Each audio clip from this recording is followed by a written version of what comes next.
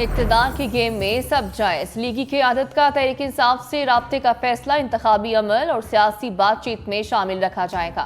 नवाज शरीफ की ज़ेर सदारत नून लीग के इजलास की अंदरूनी कहानी सामने आ गई। इसाक डार को सियासी जमातों से राब्ते का टास्क मिल गया। राना सनाउल्ला, ख्वाजा साद रफीक, सरदार अयाज सादिक समेत दीगर सीनियर रहनुमा भी शामिल। पीपल्स पार्टी, जमीयत उलमा इस्लाम की क़यादत से राब्ता किया जाएगा। काफ लीग, MKM और इस्तेहकाम पाकिस्तान पार्टी से भी बातचीत होगी। इलेक्शन रूल्स तय करने के लिए तमाम सियासी जमातों को एक प्लेटफॉर्म पर इकट्ठा करने का फैसला। अदम बर्दाश्त और नफरत अंगेज सियासी फजा को खत्म करने पर मुशावरत। पार्टी ज़राए के मुताबिक तजवीज़ दी गई, इंतखाबी मुहिम के दौरान तमाम सियासी जमातें मंशूर के तहत एक दूसरे पर तनकीद जरूर करें, लेकिन तहजीब और अखलाक का दामन ना छोड़ें।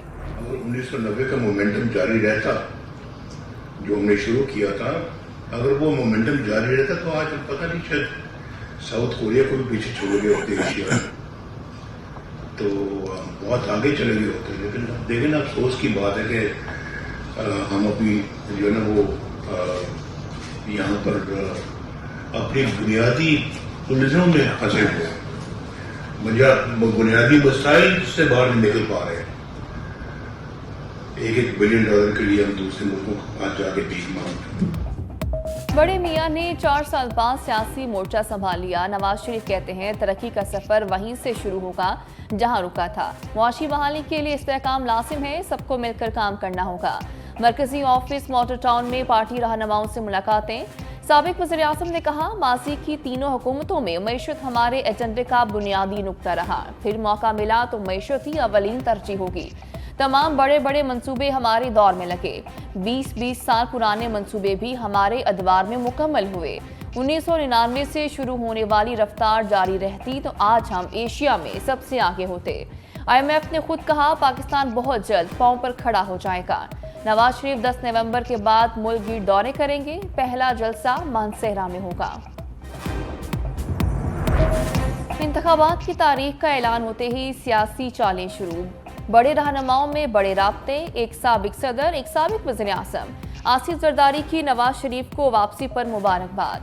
रियासत को बचाने के लिए सब मिलकर अपना किरदार अदा करेंगे, दोनों में इत्तफाक। मुआशी मुश्किलात और आवाम को रिलीफ देने के लिए अहम फैसले करने पर भी मुत्तफिक। दोनों रहनुमाओं की एक दूसरे को मुलाकात की दावत। बैठक जल्द सजेगी।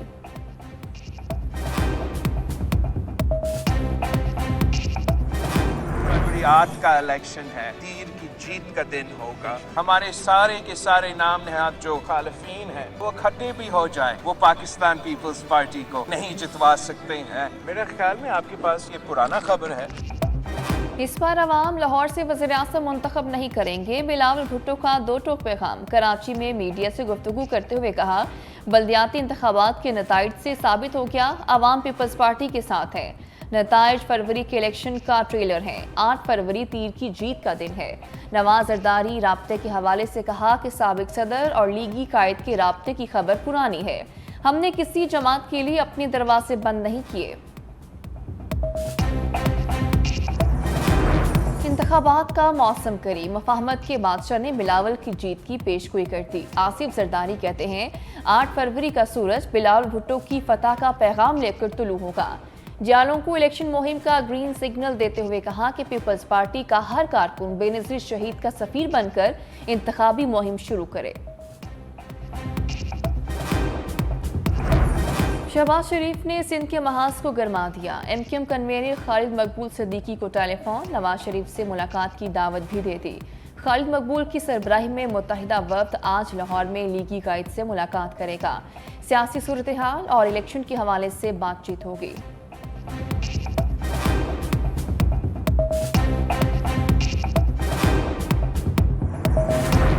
शहबाज हुकूमत के 16 माह का सामना नवाज शरीफ के लिए बड़ा चैलेंज। मुबस्सरीन के मुताबिक पिछली हुकूमत में शहबाज पीठ बुरी तरह नाकाम हुई। नून लीग के सियासी सरमाए को भी शदीद नुकसान पहुंचा। नवाज शरीफ तकरीरों में पुराने दौर की बातें तो करते हैं, मगर शहबाज हुकूमत का नाम तक नहीं लेते। ग्रैंड डील के बाद नवाज शरीफ के मुकदमात भी धड़ाधड़ खत्म होने लगे। तज्जियाकार कहते हैं पाकिस्तानी अदालती निज़ाम में ऐसी फास्ट ट्रैक जमानत कम ही देखने को मिली। आइंदा इंतखाबात में नवाज शरीफ और मरीम नवाज फ्रंट सीट पर, शहबाज शरीफ और हमजा शहबाज कहां खड़े होंगे, लीगी सियासत दिलचस्प मरहले में दाखिल। अगर किसी ने तोशा खाने में वारदात की है, साइफर के बुनियाद पे एक साजिश की है या 9 मई के वाक़यात में कोई मुलव्वस है, तो अदालती निज़ाम से रिलीफ ले। हम नहीं रुकावट डालने वाले, हमारा कोई मुतालबा नहीं है इस सिलसिले में। हम तो ये समझते हैं कि सबको इलेक्शन में आना चाहिए, सबको बराबर मौका मिलना चाहिए। हम किसी ऐसे फेल में शामिल हैं ना इसकी हमायत करें।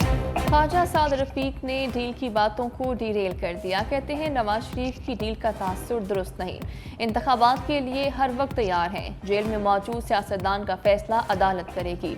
सबको इलेक्शन में बराबर का मौका मिलना चाहिए। 2018 में हमारे हाथ बंधे हुए थे, हमारी कोई बी टीम नहीं थी। इजलास में बलोचिस्तान और सिंध को डिस्कस किया। सीट एडजस्टमेंट पर कोई दरख्वास्त आई तो पार्टी की आदत फैसला करेगी। शाहिद खाका नवासी के मामले पर सवाल गोल कर गए। मरियम औरंगजेब बोली, नवाज शरीफ की क़यादत में इलेक्शन के लिए तैयार है।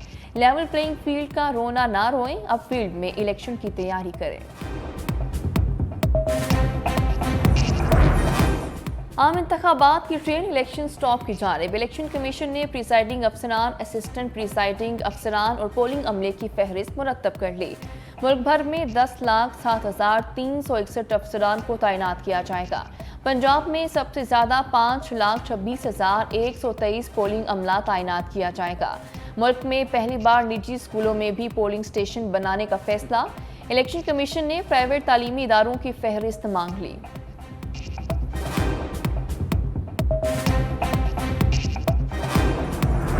चेयरमैन पीटीआई से बेटों की बात क्यों न कराएं, सुप्रिंटेंडेंट अडयाला जेल को तौहीन अदालत का नोटिस जारी। साबिक वज़ीर आज़म के वकील की दरख्वास्त मौक़िफ़ इख्तियार किया कि अदालती अहकामात के बावजूद चेयरमैन पीटीआई की बेटों से बात नहीं कराई गई।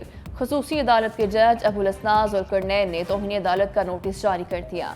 समाअत 8 नवंबर तक मुलतवी।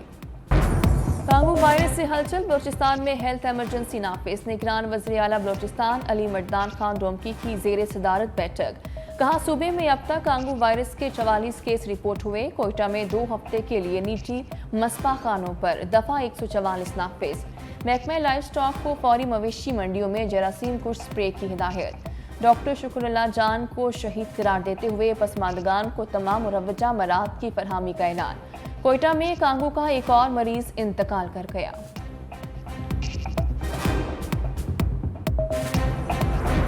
कराची में कांगू वायरस का खतरा मंडलाने लगा। कोयटा से 7 मरीज शहर के निजी अस्पताल मुंतकिल। अस्पतालों को हाई अलर्ट कर दिया गया। महकमा सेहत ने एडवाइजरी के जरिए सूबे भर के छोटे बड़े अस्पतालों को हिफाजती इकदाम की हिदायत कर दी। मुश्तबा या तस्दीक शुदा केसेस को फौरी तौर पर मखसूस आइसोलेशन कमरों में अलहदा रखने का कह दिया गया।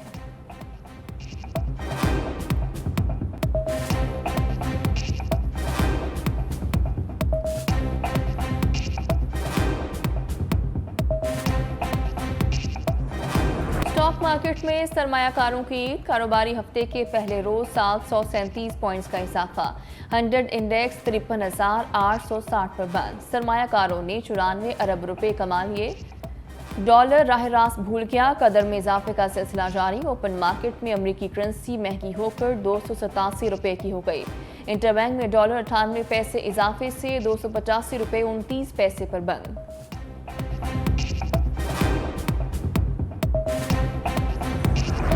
आपको मतलूबा सहूलत मैसर नहीं, रिटायर्ड जजेस को मुफ्त बिजली के मुतबादल पैसे नहीं मिल सकते। वजारत खजाना ने मुरासला सुप्रीम कोर्ट को भिजवा दिया। कहा, रिटायर्ड जजेस और उनकी अहलिया रूल्स के मुताबिक 2000 मुफ्त यूनिट के अहल हैं। मुफ्त यूनिट के मुतबादल रकम की अदायगी की रूल्स में गुंजाइश नहीं।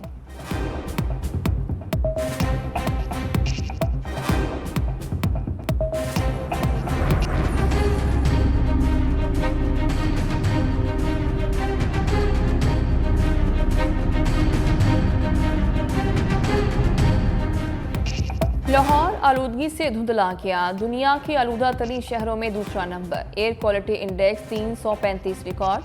नई दिल्ली पहले नंबर पर। कराची में भी फजा आलूदा 182 पॉइंट्स के साथ दुनिया का चौथा आलूदा तरीन शहर।